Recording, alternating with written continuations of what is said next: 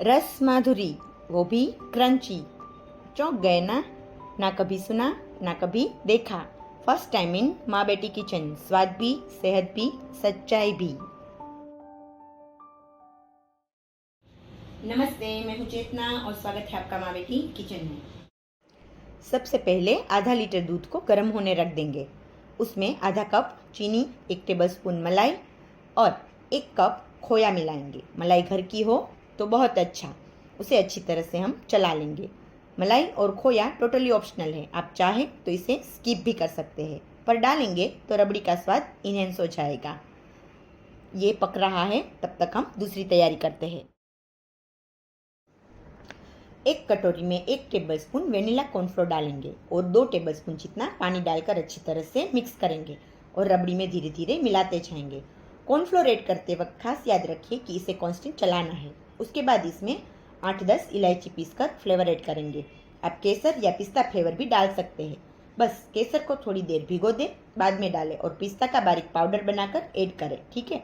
रबड़ी तैयार हो जाए तो उसे 30 मिनट बाहर ठंडा करके फ्रिज में रख दें और फिर यदि ज़्यादा जल्दी है तो आप उसे फ्रीज़र में भी रख सकते हैं। यदि फ्रीज़र में रखें तो सिर्फ 1 घंटे तक रखें। मुझे जल्दी थी इसलिए मैं इसे फ्रीज़र में रख रही हूँ। अब हम 1 लीटर दूध को उबाल आने तक गर्म करके उसमें नींबू या सिरका डालकर उसे फाड़ लेंगे और जाली पर सूती कपड़े में डाल के उस पर बाहरी चीज़ रख देंगे ताकि पानी जल्दी निकल जाए और आधे घंटे में ये हमारा पनीर बनके तैयार हो जाए। उसके बाद कढ़ाई में लेंगे 1 टेबलस्पून घी। घी गर्म होते ही 1 कप बारीक वर्मिसेली, जिसे मैंने तोड़ कर लिया है, इसे डाल देंगे। इसे अच्छी तरह से घी में भून लेंगे। वैसे तो ये रोस्टेड ही है, पर फिर भी भूनने से इसका स्वाद बढ़ जाता है। इसे हमें गोल्डन ब्राउन होने तक रोस्ट करना है। इसके बाद कढ़ाई को नीचे उतार कर इसमें आधा टेबलस्पून पीसी हुई चीनी ऐड करेंगे।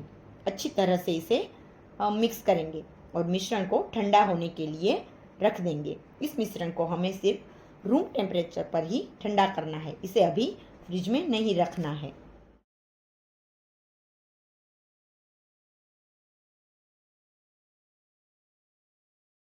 अब हम बनाएंगे मीठी मीठी माधुरी, जिसके लिए यहाँ मैंने लिया है हमारे पनीर में से 3/4 जितना पनीर। पनीर मुझे थोड़ा सा ज़्यादा लगा इसलिए थोड़ा सा निकाल कर साइड में रख दिया है। पनीर को अच्छी तरह से तोड़ लेंगे। बाद में उसमें हम आधा टेबलस्पून पीसी हुई चीनी और 1 टेबलस्पून मिल्क पाउडर ऐड करेंगे। इसे अच्छी तरह से मसल कर मिक्स कर देंगे। याद रखें, इसमें पनीर के लम्स बिल्कुल नहीं रहने चाहिए। इसी तरह इसे मसल मसल के हमें अच्छी तरह से तैयार कर लेना है ताकि हम इसमें से अच्छी तरह से माधुरी की गोलियां बना सकें। हाथों पर थोड़ा सा घी लगाते जाएंगे और पनीर मिश्रण में से ऐसे छोटी छोटी माधुरी बनाते जाएंगे। देखिए, बिल्कुल इसी तरह से। वैसे मुझे मीठा खाना बहुत पसंद है, पर आज साथ में क्रंची भी खाने का मन था। डिब्बे में देखा तो नाश्ता खत्म हो गया था, तो सोचा मीठे में ही क्यों क्रंच ऐड न किया जाए।